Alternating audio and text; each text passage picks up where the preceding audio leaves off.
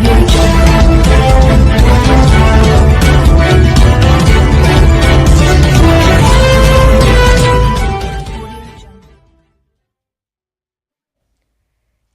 జిల్లా ప్రొద్దుటూరు నియోజకవర్గం జరిగిన రెవెన్యూ సదస్సులో పాల్గొన్న రాష్ట్ర బీసీ సంక్షేమ చేనేత జౌళి శాఖ మంత్రి సవితమ్మ.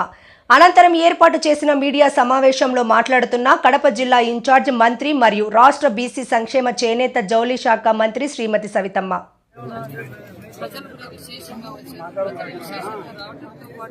వాళ్ళు ఎక్కువగా వచ్చిన సమస్యలు కూడా అన్ని రెవెన్యూ సమస్యలు ఎక్కువగా ఉన్నాయి. గత 5 సంవత్సరాల్లో ఎప్పుడు స్వాతంత్రం వచ్చినప్పటి నుంచి ఎప్పుడూ జరిగిన విధంగా ఈ 5 సంవత్సరాల్లో మా భూమి వేరే వాళ్ళ మీద వండి ఎక్కడం, మా కుటుంబాల మధ్య చిచ్చు పెట్టి, మా కుటుంబాలు ఇద్దరి మధ్య చిచ్చు పెట్టి వాళ్ళు రిజిస్ట్రేషన్ చేయించుకోవడం, ఫోర్జరీ సంతకాలు పెట్టి రిజిస్ట్రేషన్ చేసుకోవడం, ఇలాంటి సమస్యలు ఎక్కువగా వచ్చాయి. మరి ఇక్కడ ఉన్న అధికారులు, రెవెన్యూ అధికారులు, జేసీ గారు, మరి ఇతర అధికారులు అందరూ ఉన్నారు. ఎండోమెంట్, ఫారెస్ట్ డిపార్ట్మెంట్ అధికారులు కూడా ఇక్కడ ఉన్నారు. ఇక్కడ పరిష్కారం అయ్యే సమస్యలు ఇక్కడే పరిష్కారం చేస్తున్నారు. కొన్ని సర్వే చేయాల్సిన సమస్య కూడా సర్వే కూడా ఈ రోజు వెళ్తున్నారు. ఇక్కడ పరిష్కారం కాని సమస్యలు 45 రోజుల్లో పరిష్కారం చేస్తామని కూడా మేము తెలియజేస్తున్నాం. ఈ రెవెన్యూ సదస్సులు రాష్ట్ర వ్యాప్తంగా జరుగుతున్నాయి. ఇది మంచి ప్రభుత్వం అని చెప్పడానికి ఒక నిదర్శనం తెలియజేస్తాం. ఎందుకంటే ముఖ్యంగా ఈ రెవెన్యూ సదస్సులు ఏర్పాటు చేయడం బడుగు బలహీన వర్గాలందరికీ, ప్రజలకు ఒక నమ్మకం. మా గ్రామంలోనే రెవెన్యూ సదస్సులు పెట్టడం వల్ల మా సమస్యలు ఇక్కడే పరిష్కారం అవుతాయని చాలా మంది, చాలా మంచి ప్రభుత్వం మంచి నిర్ణయం తీసుకున్నారు. మరి రెవెన్యూ శాఖ మంత్రి గారికి మరియు ముఖ్యమంత్రి గారికి ప్రజలు కూడా ప్రత్యేకమైన ధన్యవాదాలు కూడా తెలియజేస్తున్నారు. మన రెవెన్యూ మంత్రి గారు ఒక కేబినెట్ లో ఒక విషయం కూడా తెలియజేశారు ముఖ్యమంత్రి గారికి. సార్, మనం గ్రీవెన్స్ ప్రతి సోమవారము ప్రతి కలెక్టరేట్ లోనూ మనం పెడుతున్నాము, ప్రతి నియోజకవర్గ హెడ్ క్వార్టర్స్ లోనూ పెడుతున్నాం సార్. ఈ సమస్యలు ఒక సోమవారం ఒక రోజు పెడితే సరిపోదు సార్. ప్రతి గ్రామంలోనూ రెవెన్యూ సదస్సు పెట్టకపోతే ప్రజలు చాలా ఇబ్బంది పడుతున్నారు. మేజర్ ఇష్యూస్ రెవెన్యూ సమస్యలోనే ఉన్నాయని ముఖ్యమంత్రి గారి దృష్టికి తీసుకెళ్లి ఈ రెవెన్యూ సదస్సు కూడా ఏర్పాటు చేశామనే విషయాన్ని కూడా మీకు తెలియజేస్తున్నాం. మరి ఇది ఒక మంచి ప్రభుత్వం అని చెప్పడానికి ఇది ఒక నిదర్శనం. ప్రభుత్వం వచ్చిన 5 నెలల్లోపే అనేక సంక్షేమ పథకాలు, ఒక పక్క ఏదైతే మాట చెప్పామో ఆ మాట ప్రకారం 4,000 పెన్షన్ ఇచ్చాం, వికలాంగులకు 3,000 పెన్షన్ 6,000 చేశాం, 100% బెటెడ్ ఉన్న 5,000 ఉన్న పెన్షన్ 15,000 రూపాయలు చేశాం. రాష్ట్ర వ్యాప్తంగా అన్నా క్యాంటీన్లు ఓపెన్ చేశాం, ఇసుక అన్నం, అమరావతి పనులు మొదలైనాయి, ఒక పక్క పోలవరం మొదలైనాయి. రాష్ట్ర వ్యాప్తంగా పల్లెల్లో పల్లె పండగలు మొదలైనాయి. ఎక్కడ చూసినా సీసీ రోడ్లు, ఇక్కడ చూసినా సీసీ రోడ్లు, డ్రైనేజీలు వేస్తున్నాం, ఉచిత ఇసుక ఇచ్చాం. అదే విధంగా పొలం పిలిచింది. రైతుల పక్షపాతి ప్రభుత్వం అని చెప్పాలి. గత 5 సంవత్సరాలుగా రెవెన్యూ అధికారులు ఎక్కడున్నారో, మంత్రులు ఎక్కడున్నారో, ఎమ్మెల్యేలు ఎక్కడున్నారో, డిపార్ట్మెంట్ ఎక్కడుందో కూడా తెలియని సమయంలో ప్రజలు వాళ్ళు కూడా ఈ రోజు అధికారులు కూడా పరుగులు పెట్టిస్తున్న ప్రభుత్వం ఎన్డీఏ ప్రభుత్వం అని కూడా మీకు తెలియజేస్తున్నాం. గత ప్రభుత్వం దోచుకోవడం, దాచుకోవడం తప్ప చేసింది లేదు. ప్రజల్ని అప్పులు పాలు చేసిన ప్రభుత్వం ఏదంటే గత ప్రభుత్వం అని కూడా మీకు తెలియజేస్తున్నాం. రాయలసీమ ద్రోహి అని చెప్పాలి జగన్మోహన్ రెడ్డి గారు. ఎందుకంటే ఆ రోజు 3 రాజధానులని చెప్పి 3 ముక్కలాట ఆడారు. మరి రాయలసీమకు మరి హైకోర్టు బెంచ్ తెస్తానన్నారు. మరి ఏమైనా తెచ్చారా అంటే నేను రాయలసీమ పులిబిడ్డ అన్నారు.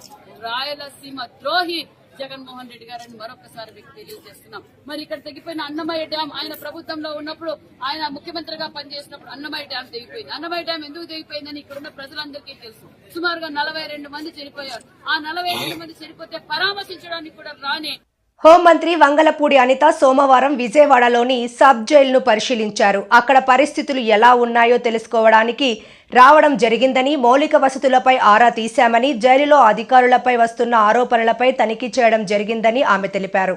ఏమీ చేయలేక అతగాడి తాలూకా తప్పులు బయటపడుతున్నాయి. ఏదైతే అతగాడు ఆ పోర్టుని 6,000 కోట్ల రూపాయలున్న పోర్టుని 594 కోట్ల రూపాయలకి ఎలాగైతే పీకల మీద కత్తి పెట్టి రాయించుకున్నాడో ఆ విషయాలన్నీ ప్రజలకు తెలియజేయడం అయింది. అదే విధంగా ఇందులో వైవి సుబ్బారెడ్డి అల్లుడు కూడా అందులో ఇన్వాల్వ్ అవటం, విజయసాయి రెడ్డి అందులో ఇన్వాల్వ్ అవటం, అంటే వీళ్ళ పరిస్థితులు ఎలా ఉన్నాయంటే 5 సంవత్సరాలు రాష్ట్రాన్ని మొత్తం భ్రష్టు పట్టించేసి, రాష్ట్రాన్ని సర్వనాశనం చేసేసి, రాష్ట్రంలో ఉన్న సంపదను అంతటిని దోపిడీ చేసి, ఆఖరికి రాష్ట్ర ప్రజల తాలూకా ఆస్తులు గాని, ప్రభుత్వ సంస్థల తాలూకా ఆస్తులు గాని, ప్రైవేట్ సంస్థల తాలూకా ఆస్తులు గాని అన్ని కొల్లగొట్టి పీకల మీద కత్తిలు పెట్టి వాళ్ళ పేర్ల మీద రాయించుకొని ఈ రోజు అవన్నీ కూడా బయటకు వస్తున్నాయన్న భయంతో చంద్రబాబు నాయుడు గారి మీద మాట్లాడితేనో లోకేష్ గారి మీద మాట్లాడితేనో టాపిక్ డైవర్ట్ అవుతుంది అనే ఉద్దేశంతో నోటికి వచ్చినట్టు మాట్లాడే పరిస్థితి. నేనేమంటానంటే ఒకళ్ళ గురించి మాట్లాడేటప్పుడు రెండు రకాలుగా ఆలోచించుకోవాలి. అవతల వ్యక్తి స్థాయి, అవతల వ్యక్తి వయసు, అట్ ద సేమ్ టైం మన స్థాయి, మన వయసు రెండు కూడా ఆలోచన చేసుకోవాలి ఒక రాజకీయ నాయకుడు మాట్లాడేటప్పుడు. అటువంటిది అతని స్థాయి, అతని వయసుని మర్చిపోయి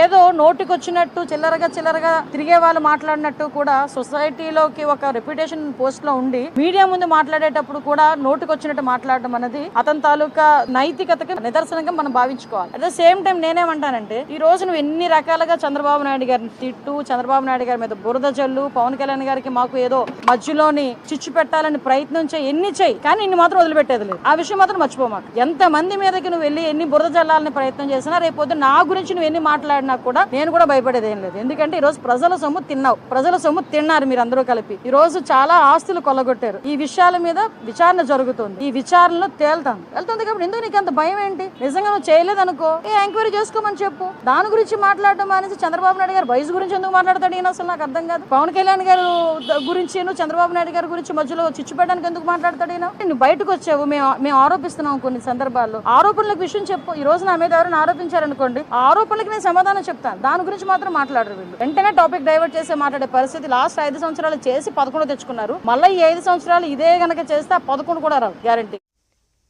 గోపాలపట్నం బుచ్చిరాజుపాలెం మండల రెవెన్యూ కార్యాలయంలో రెవెన్యూ సదస్సులు. ఈ సదస్సులో ప్రభుత్వ విప్ వచ్చిన నియోజకవర్గ శాసనసభ్యులు గణబాబు పాల్గొన్నారు. ఈ సందర్భంగా మాట్లాడుతూ రెవెన్యూ సదస్సులు అందరూ ఉపయోగించుకోవాలని, రెవెన్యూ సమస్యలు ప్రభుత్వం దృష్టికి తీసుకురావాల్సి వచ్చిన సమస్యపై క్షేత్రస్థాయిలో సమీక్షించి సమస్యలు పరిష్కారం అయ్యే విధంగా స్కూటీని ప్రభుత్వం పనిచేస్తుందని ఈ సందర్భంగా తెలియజేశారు. ఈ కార్యక్రమంలో పాల్గొన్నవారు మాజీ శాసనసభ్యులు జి రామానాయుడు మరియు తహసీల్దార్ సిహెచ్వి రమేష్, 90వ ward corporator Bommidi Ramana, steel plant deputy collector DS Sunitha, sub register Lakshminarayana, endowment EO Shekhar Babu మరియు రెవెన్యూ అధికారులు, టీడీపీ, జనసేన, బీజేపీ నాయకులు, కార్యకర్తలు, సచివాలయ సిబ్బంది అధిక సంఖ్యలో పాల్గొన్నారు. వాళ్ళ ప్రచారం పేరిట బొమ్మలు వేసుకునేటువంటి పనిలో పడినారు తప్ప నిజంగా లబ్ధి ఏ ఒక్కరికి జరగకపోవటం. కాబట్టి ఇలాంటి ఏవైతే ప్రజల్లో ఉండేటువంటి అపోహలు రెవెన్యూకి సంబంధించినటువంటి అంశాల పట్ల ఒక స్పష్టంగా పారదర్శకంగా ఉండాలనే ఉద్దేశంతో ఈ సదస్సులు నిర్వహించడం జరిగింది. ముఖ్యంగా బుచ్చిరాజుపాలెం ఈరోజు మా నియోజకవర్గంలో బుచ్చిరాజుపాలెం రెవెన్యూలో గోపాలపట్నం ఎంఆర్ఓ గారి కార్యాలయానికి సంబంధించినటువంటి అంశాల పట్ల ఈవేళ ప్రారంభించుకున్నాం. ప్రధానంగా వచ్చేటువంటి ప్రజా సమస్యలు ఈ ఏదైతే 22A డిలీషన్కి సంబంధించి ఎప్పటి నుంచో నగరం నిర్మాణం జరిగింది, ఎన్నో ఏళ్ల తరబడి ఇల్లు నివాసం చేసుకున్నారు. పూర్వం క్లాసిఫికేషన్లో చెరువులుగా గుర్తింపబడినవి కూడా తర్వాత కాలంలో పట్టాలు ఇవ్వబడో లేకపోతే ప్లాన్లు ఇవ్వబడో ఇల్లు నిర్మాణం చేసుకున్న తర్వాత ఆ ప్రాంతాలు ఈరోజు రిజిస్ట్రేషన్కి నోచుకోవట్లేదు. అదేవిధంగా గతంలో 296 జీవో ద్వారా 388 జీవో ద్వారా హౌస్ సైట్ పట్టాస్ ఇచ్చి గతంలో చంద్రబాబు నాయుడు గారు మ్యాసివ్గా ఈ విశాఖ నగరంలో 2014-19లో ఉండేటప్పుడు 50,000 పైచీలకు హౌస్ సైట్ పట్టాస్ ఇచ్చాం. ఆ పట్టాల్లో కూడా 2 ఏళ్ల తర్వాత వాళ్ళందరికీ రిజిస్ట్రేషన్ సౌకర్యం కలుగుతుందని చెప్పి కన్వెన్స్ ద్వారా అనుకున్నాం. అది కూడా ఆచరణలోకి రాల. ఈ 5 ఏళ్లలో కూడా జగన్ పాలనలో వాటికి సంబంధించి పేదవాడికి ఇచ్చినటువంటి పట్టాలు వారికి ఉపయోగపడాలి, బ్యాంకులకు వెళ్తే వాళ్ళకి లోన్లు రావాలి, ప్రైవేటు స్థలాన్ని పక్కన ఉండేటువంటి ప్రభుత్వం ఇచ్చినటువంటి పట్టా ఉండేటువంటి భూములు కూడా మంచి విలువైన భూములుగా ఉండాలంటే దానికి పూర్తి హక్కులు కలగాలనే ఉద్దేశంతో మంచి ఉద్దేశంతో ఇచ్చినటువంటి వాటిపైన కూడా పేదవాడికి ఇచ్చేటువంటి ఆలోచన కూడా ఆ రోజు చేయలేదు. కాబట్టి అలాంటి అర్జీలు ఈరోజు మాకు వస్తూ ఉన్నాయి. డెఫినెట్గా ఈ సదస్సుల వల్ల విశాఖ నగరంలో ఉండేటువంటి పూర్వం నుంచి ఉండేటువంటి రెవెన్యూకి సంబంధించినటువంటి సమస్యలు, అది యుఎల్సి కావచ్చు, 22A కావచ్చు, లేకపోతే చెరువులకు సంబంధించి కావచ్చు, గడ్డలకు సంబంధించి కావచ్చు, ఎప్పటి నుంచో బిల్టప్ అయినటువంటి ఏరియాలకు సంబంధించినటువంటి సమస్య శాశ్వతంగా పరిష్కారం కావడానికి రాబోయే కాలంలో, ఎందుకంటే ఇది కేవలం రెవెన్యూ కార్యాలయానికి సంబంధించినటువంటి పరిష్కారం జరిగేటువంటి సమస్యలు కావు. ఇవన్నీ ప్రభుత్వం దృష్టికి తీసుకొచ్చి ప్రభుత్వ స్థాయిలో నిర్ణయాలు తీసుకోవాల్సినటువంటి అవసరాలు కూడా ఉన్నాయి. కాబట్టి వాటన్నిటికీ కూడా ఈరోజు ఆ ఏ పోర్టల్లో అయితే ఈరోజు నమోదు కాబడుతున్నాయో అది డైరెక్ట్గా సీఎం గారు కానీ లేకపోతే అక్కడ ప్రిన్సిపల్ సెక్రటరీ రెవెన్యూ కానీ రెవెన్యూ మంత్రి గారు కానీ అదేవిధంగా జిల్లా యంత్రాంగం కలెక్టర్ గారు, జాయింట్ కలెక్టర్ గారు, CCLA కానీ ఏవైతే ముఖ్య అధికారులు అందరికీ సంబంధించినటువంటి అంశాలు ఏవైతే ఉంటే ఆ స్థాయిలో తీసుకోబడేటువంటి నిర్ణయాలు కూడా వేగంగా తీసుకునే అవకాశం ఉంటుంది. కాబట్టి దానిలో కూడా టెక్నాలజీని జోడించి ఈరోజు ఒక QR కోడ్ ఇచ్చి ప్రతి ఒక్కరికి కూడా ఎవరైతే ఈరోజు నమోదు చేసుకున్నారో ఆ సమస్య ఏ దశలో ఉంది కూడా అనేది చెక్ చేసుకునే విధంగా ఈరోజు ఈ సదస్సులు ఉపయోగపడబోతున్నాయి. మన నియోజకవర్గంలో కూడా ముఖ్యంగా పశ్చిమలో ఉండేటప్పుడు ఈ ప్రతి రెవెన్యూ గ్రామానికి సంబంధించిన సమావేశాలు పెట్టాం. ఈ ప్రతి గ్రామంలో జరిగేటువంటి ఈ సదస్సుల్లో ఇక్కడ ఉండేటువంటి వార్డుల పరిధిలో ఉండేటువంటి వారందరూ కూడా దీన్ని సద్వినియోగం చేసుకోవాల్సిందిగా మీ ద్వారా కోరుకుంటున్నాను. గాజువాక జీవీఎంసీ 71వ వార్డు పరిధి దుర్గానగర్ ప్రాంతంలో కొండపై కొలువై ఉన్న శ్రీ దుర్గా గణపతి సమేత మహాజ్ఞాన సరస్వతి అమ్మవారి ఆలయం 15వ వార్షికోత్సవ వేడుకలు అంగరంగ వైభవంగా ఆలయ కమిటీ ఆధ్వర్యంలో ఘనంగా నిర్వహించారు. ఆలయ కమిటీ ఆహ్వానం మేరకు ఈ కార్యక్రమానికి ముఖ్య అతిథులుగా తెలుగుదేశం పార్టీ రాష్ట్ర అధ్యక్షులు, స్థానిక శాసనసభ్యులు పల్లా శ్రీనివాసరావు, పెందుర్తి శాసనసభ్యులు పంచగర్ల రమేష్ బాబులు పాల్గొని జ్యోతి ప్రజ్వలన చేసి కార్యక్రమాన్ని ప్రారంభించారు. ఈ సందర్భంగా అతిథులు మాట్లాడుతూ ముందుగా ఈ ప్రాంత ప్రజలకు అలాగే ఆలయ కమిటీ ప్రతినిధులకు, గ్రామ పెద్దలకు ఆలయ వార్షికోత్సవ శుభాకాంక్షలు తెలిపారు. అమ్మవారి ఆలయ 15వ వార్షికోత్సవంలో మమ్మల్ని కూడా భాగస్వాములు చేసి అమ్మవారి ఆశీస్సులు అందించిన ఆలయ కమిటీకి ప్రత్యేకంగా కృతజ్ఞతలు తెలిపారు. అలాగే కమిటీ సభ్యుల వెన్నంటే ఉంటూ ఆలయ అభివృద్ధిలో ముఖ్య భూమిక పోషిస్తున్న ఆలయ చైర్మన్ అప్పలసూరిని ప్రత్యేకంగా అభినందించారు. అప్పలసూరి అనే వ్యక్తి ఒక్క ఈ ఆలయ అభివృద్ధి కాకుండా చుట్టుపక్కల ప్రాంతంలో ఉన్న ఆలయాల అభివృద్ధికి సహకరించడమే కాకుండా పలు సామాజిక కార్యక్రమాలు కూడా నిర్వహిస్తూ గొప్ప వ్యక్తి అప్పలసూరి అని అన్నారు. ఈ కార్యక్రమంలో ముందుగా అతిథులు అమ్మవారిని దర్శించుకుని ప్రత్యేక పూజలు నిర్వహించి తీర్థ ప్రసాదాలు స్వీకరించారు. కార్యక్రమానికి వచ్చిన అతిథులను అప్పలసూరి ఆధ్వర్యంలో కమిటీ సభ్యులు భారీ గజమాలతో సత్కరించి వారి అభిమానాన్ని చాటుకున్నారు. ఆలయ చైర్మన్ అప్పలసూరి మాట్లాడుతూ మా ఈ ఆలయ వార్షికోత్సవానికి వచ్చిన రాష్ట్ర అధ్యక్షులు, స్థానిక శాసనసభ్యులు పల్లా శ్రీనివాసరావుకు, పెందుర్తి శాసనసభ్యులు పంచకర్ల రమేష్ బాబుకు, అలాగే 71వ వార్డు కార్పొరేటర్లు రాజాన రామారావు, 72వ ward corporator AJ Stalin, Janasena senior నాయకులు కరణం కనకారావు, ఇతర అతిథులకు ప్రత్యేకంగా కృతజ్ఞతలు తెలిపారు.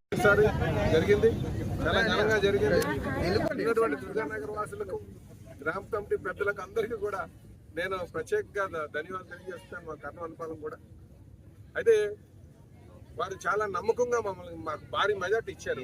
ఆ నమ్మకాన్ని ఉమ్ము కాకుండా వారు నా దగ్గర నుంచి ఏదైతే మేము ఎలక్షన్లో మాట ఇచ్చామో, మేనిఫెస్టోలో ఇచ్చేటువంటి మాటలు ఉన్నాయో, ఈ ప్రాంతీయంగా ఉన్నటువంటి సమస్యలు ఏమున్నాయో వాటిలన్నీ కూడా పరిష్కారం చేస్తామని చెప్పి తెలియజేస్తున్నాం. ఎక్కువ మంది స్టీల్ ప్లాంట్ కోసం అడుగుతున్నారు. ఖచ్చితంగా స్టీల్ ప్లాంట్ పరిరక్షిస్తాం, లాభాల బాటలో తీసుకెళ్తామని కూడా మాట్లాడడం జరిగింది. అలాగే మౌలిక వసతులపైన మాట్లాడారు. ఆ కొన్ని పట్టాల మీద కూడా అడిగారు. ఖచ్చితంగా ఆయన కూడా పరిష్కారం చేస్తామని చెప్పి ఈ సందర్భంగా తెలియజేస్తూ మరొకసారి నేను ఆలయ కమిటీ పెద్దలకు, గ్రామ పెద్దలకు, ముఖ్యంగా మా అప్పలసూరి గారికి ప్రత్యేక ధన్యవాదాలు తెలియజేస్తూ సెలవు తీసుకున్నాను. ఇందులో మా కార్పొరేటర్స్ అందరూ కూడా భగవంతుడికి ఉపయోగపడే కార్యక్రమాలు కానీ చేయటం, ఇవన్నీ కూడా మంచి సంకల్పంతో చేసే కార్యక్రమాలు. ఈ ప్రాంతం బాగుండాలని, ఈ రాష్ట్రం బాగుండాలని, ఈ దుర్గానగర్ కాలనీ వాసులందరూ కూడా అమ్మవారి ఆశీస్సులతో బాగుండాలని ఇక్కడికి వచ్చిన సెటిల్ అయినప్పటి నుంచి కూడా అన్న ఎప్పుడు మాట్లాడినా వాళ్ళ పేద ప్రజల తరఫున తపన కనపడుతూ ఉంటుంది. అప్పలసూరానికి మనస్ఫూర్తిగా అభినందనలు, ధన్యవాదాలు తెలియజేస్తూ నాకు కూడా ఈ కార్యక్రమాల్లో భాగస్వామ్యం చేసి అమ్మవారి ఆశీస్సులు ఇప్పించేందుకు మా అన్నకి, ఆలయ కమిటీకి నా ధన్యవాదాలు తెలియజేస్తూ ఈ రాష్ట్రం గౌరవ ముఖ్యమంత్రి నారా చంద్రబాబు నాయుడు గారు, ఉప ముఖ్యమంత్రి పవన్ కళ్యాణ్ గారి నాయకత్వంలో పేదలందరికీ కూడా ఒక ఉన్నతమైన జీవితం ఇవ్వాలని ముందుకెళ్తా ఉంది. ఈ రాష్ట్ర ప్రభుత్వానికి వారిద్దరికి కూడా అమ్మవారి ఆశీస్సులు ఉండాలని కోరుకుంటా ఉన్నాను. ఈరోజు అమ్మవారి పుట్టినరోజు 15/16 అడుగు పెట్టడం జరిగింది. మరి అలాగే మన రాష్ట్ర అధ్యక్షులు పల్లా శ్రీనివాసరావు వచ్చి నిజంగా చాలా సంతోషం వేసి ఎంత అంటే ఇంత అని కాకుండా హ్యాపీ, ఎంత పుట్టినరోజు అనేది ఒక పండగ, ఆ పండగకి ఇంకా పండగ ఆయన రావడం మాకు సంతోషం వేసింది. అలాగే రమేష్ బాబు గారు, అనిత గారు, భర్త గారు అంటే కొన్ని కారణాల వల్ల వాళ్ళు ఇక్కడ రాలేకపోవడం, మిస్ అయ్యారు. కానీ రాబోయే రోజుల్లో వాళ్ళు వస్తారు, మరి ఏమనుకోవద్దు, మాకు కొన్ని అనుకున్న పరిస్థితుల్లో మేము రాలేకపోయామని చెప్పారు. ప్రేక్షకులకి అందరికీ మరి వాళ్ళ తరఫున మేము అంటే సారీ చెప్పాలా, కృతజ్ఞత భావం, మరి ఎందుకంటే మిస్ అవ్వడం వల్ల మేము చేయలేకపోయాం. దయించి వీళ్ళందరూ వచ్చి మా గ్రామాన్ని ఇరుగు పొరుగు 10 గ్రామాలు కూడా మరి వీళ్ళు వచ్చి రమేష్ బాబు గారు కానీ శ్రీనివాసరావు కానీ వచ్చి ఇంత ఘనంగా మమ్మల్ని ఓదార్చిన ఒక తండ్రి తల్లిలాగా, ఒక అక్కలాగా, ఒక అన్నలాగా ఎంతో ఘనంగా మమ్మల్ని వచ్చి ఈ కార్యక్రమానికి వచ్చి వాళ్ళకి తెలిసిన వల్ల మాకు తెలియపరిచారు. రాబోయే రోజుల్లో ఇంకా బాగా చేయాలని ఆంధ్రప్రదేశ్ అనేది ఈ 75 సంవత్సరాల చరిత్రలో ఈ 5 సంవత్సరాల చరిత్ర ఒక రకంగా ఉంటుందనేది నిజం. కారణం ఏంటంటే ప్రజలు ఇచ్చిన తీర్పుని ఇప్పుడే సార్ చెప్పారు. ఏమని, నేను ఒక బాధ్యత గల కొడుకుగా ఉంటాను, ఒక పెద్ద కొడుకుగా ఉంటానని చెప్పారు. పెద్ద కొడుకు ఎందుకు అన్నాడంటే తండ్రి తర్వాత తండ్రి ఉంటాడు వాడు. కాబట్టి ఆ అన్న పోస్ట్ అనేది నేను ఏనాడు కళంకం తెచ్చుకోను. నాకు ఎన్ని కష్టాలు ఎన్ని ఇచ్చారో మీ అందరికీ తెలుసు. అయినా సరే నేను తల వంచను. నా శిరస్సు ఉన్నంత వరకు నేను ప్రజలకు సేవ చేసే ఇచ్చేస్తానని ఒక భరోసా ఇవ్వడం జరిగింది. ఆదానీ గ్రూప్ ఆఫ్ కంపెనీల అవినీతి అక్రమాలపై సంయుక్త పార్లమెంటరీ కమిటీతో దర్యాప్తు నిర్వహించాలని సిపిఐ డిమాండ్ చేసింది. ఈ మేరకు సోమవారం జీవీఎంసీ గాంధీ విగ్రహం వద్ద ఆందోళన నిర్వహించారు. ఈ కార్యక్రమానికి నేతృత్వం వహించిన సిపిఐ విశాఖ జిల్లా కార్యదర్శి మాట్లాడుతూ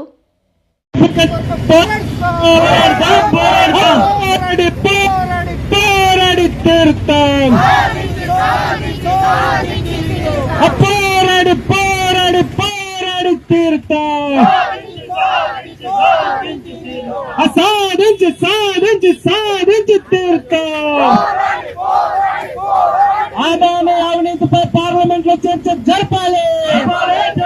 అదాని అవకతవకలపై సంయుక్త పార్లమెంటరీ కమిటీని వెంటనే ఏర్పాటు చేయాలి. సంయుక్త పార్లమెంటరీ కమిటీని ఏర్పాటు చేసేంత వరకు పోరాడతాం. మణిపూర్ లో హింసాత్మక ఘటనలపై వెంటనే పార్లమెంట్ లో చర్చ జరపాలి. మణిపూర్ లో హింసాత్మక ఘటనలపై ప్రధాని నరేంద్ర మోడీ మౌనం వీడాలి. మణిపూర్ లో హింసాత్మక ఘటనలపై ప్రధానమంత్రి నరేంద్ర మోడీ మౌనం వీడాలి. అదాని అవకతవకలపై పార్లమెంట్ లో చర్చ జరిపేంత వరకు పోరాడతాం. అదాని అవినీతిపై జాయింట్ పార్లమెంటరీ కమిటీని వెంటనే ఏర్పాటు చేయాలి. అదాని అవకతవకలపై సంయుక్త పార్లమెంటరీ కమిటీని ఏర్పాటు చేసేంత వరకు పోరాడతాం. భారత కమ్యూనిస్టు పార్టీ ప్రజా పోరాటాలు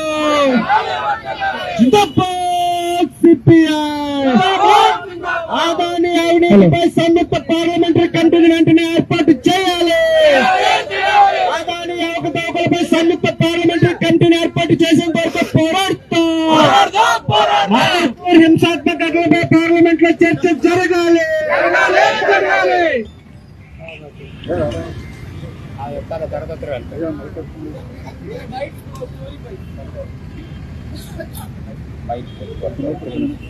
తీసుకుంటావా?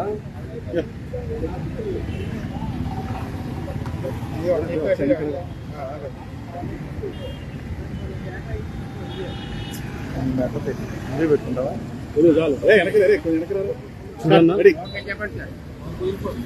ఈరోజు సిపిఐ ఆధ్వర్యంలో దేశవ్యాప్తంగా అదానీ కంపెనీల్లో జరుగుతున్న అన్యాయాలు, అవినీతి మీద సంయుక్త పార్లమెంటరీ కమిటీచే విచారణ జరిపించాలని డిమాండ్ చేస్తూ విశాఖపట్నంలో సిపిఐ ఆధ్వర్యంలో నిరసన నిర్వహిస్తున్నాం. ప్రధానంగా అమెరికా న్యూయార్క్ లో జిల్లా కోర్టులో నమోదైనటువంటి అదానీ కేసు పూర్వపరాలు, ఈ రాష్ట్రంలో జరిగిన అవినీతి. కూటమి ప్రభుత్వం పాలనలో పెంచిన కరెంటు ఛార్జీలను వెంటనే తగ్గించాలని YCP MLC Botsa Satyanarayana demand. రైతులను ఆదుకోవడంలో కూటమి ప్రభుత్వం విఫలమైంది. కంటైనర్ షిప్లో డ్రగ్ ఉందని చెప్పి చివరికి ఏమీ లేదని తేల్చారు. ఈ మేరకు బొత్స విశాఖలో మీడియాతో మాట్లాడుతూ వచనంతో గొంతెత్తి ఆ వైఫల్యాన్ని చాటే. దాని మీద ప్రభుత్వం నిర్దేశమైన విధానం తీసుకోవాలని, రంగుమార్పు ఏదైతే తెలిసిన ధాన్యాలు ఉన్నాయో ఆ తేమ మీద మరి ఒక విధానాన్ని తీసుకొని రైతాంగం ఇబ్బంది పడకుండా, మరి దళాలకి అవకాశం లేకుండా వెసులుబాటు చేయాలని మరి కోరుతూ ఈ నెల 13వ తేదీ నాడు జిల్లా కలెక్టర్లకి వినతి పత్రం ఇవ్వాలని ప్రజాప్రతినిధులు అందరం నిర్ణయించుకున్నాం. ఆ దశగా 13వ తారీఖు నాడు ఏ జిల్లా కలెక్టర్ ఆ జిల్లా మన పెద్దలందరూ వెళ్ళి జిల్లా అధ్యక్షుల ఆధ్వర్యంలో ఆ కార్యక్రమం చేయాలనే దానికి పెట్టాం. దీంతోపాటు ఏదైతే రైతుకి ఆసరాగా గత ప్రభుత్వం ఇచ్చిన 13,500 రూపాయలు కాకుండా 20,000 రూపాయలు ఇస్తామని మరి ప్రభుత్వం చెప్పిందో దాన్ని ఎంతవరకు దాన్ని ఆచరణలో తీసుకురావడం వల్ల మరి మొన్న జరిగిన పంటలు వేసుకున్న నేపథ్యంలో కానీ లేదు కొత్త పంటలు వేసుకుంటున్న నేపథ్యంలో కానీ ప్రజలు ఇబ్బంది పడుతున్న పరిస్థితుల్లో ఓసారి దాని మీద ప్రభుత్వానికి మీద ఒత్తిడి తీసుకొచ్చి ఆ డబ్బులు మరి రిలీజ్ చేసి పెద్దగంద ఏర్పాటుని రైతాంగానికి ఇచ్చి ఏర్పాటు చేయాలనేది మరి ఆలోచన. ఇంతకుముందు మా ప్రభుత్వం ఉన్నప్పుడు వైసీపీ ప్రభుత్వం ఉన్నప్పుడు ఏదైతే బీమా సౌకర్యం ఉండేదో అంతకుముందు ప్రభుత్వం రైతాంగం భాగస్వామ్యం ఉండేది. అది కాకుండా ఈ క్రాప్ చేసుకున్న ప్రతి రైతుకి ప్రతి పంటకి ప్రభుత్వమే దాని బీమా కట్టింది 100%. దానివల్ల ఏదైనా అకాలమైన ఏమైనా ప్రకృతి వైపరీత్యాలు వస్తే కరువు వచ్చినా కాటకం వచ్చినా వరద వచ్చినా వర్షం వచ్చినా పంట కానీ పోతే మరి నష్టపరిహారం అందేది 100%. ఇప్పుడు ఈ మధ్యకాలంలో ఆ కార్యక్రమం లేకపోవడం వల్ల రైతాంగం ఇబ్బంది పడుతున్నారు. మళ్ళీ దాన్ని పునరుద్ధరించాలని విషయాన్ని కూడా ప్రభుత్వం దృష్టికి తీసుకురావడం ఈ ముఖ్య ఉద్దేశం.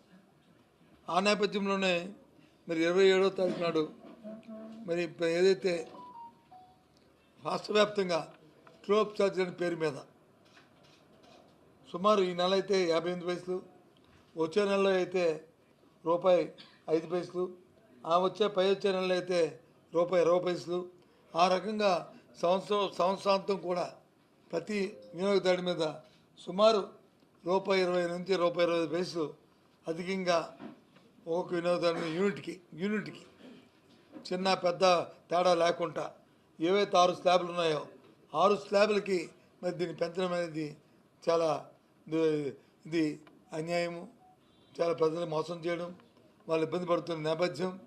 మరి ఎందుకంటే ఎన్నికల ముందు వచ్చి మాట ఇచ్చింది ప్రభుత్వం, 1 పైసా విద్యుత్ ఛార్జీ పెంచము, దాన్ని మేము ఇంకా ధాన్యమైన విద్యుత్ ఇస్తాము అని చెప్పిన నేపథ్యాన్ని చూసా. మరి ఒకసారి తెలియజెప్తూ ఏదైతే పెంచిన ఈ ట్రోప్ ఛార్జీలు 15,000 కోట్ల రూపాయలు ఉందో 9,000 కోట్లు 6,000 కోట్లు ఈఆర్సీ ఇచ్చిన ఏదో ఫైండింగ్స్ ఉన్నాయో అది ప్రభుత్వమే చెల్లించాలని, ప్రభుత్వమే దాన్ని సర్దుబాటు చేయాలని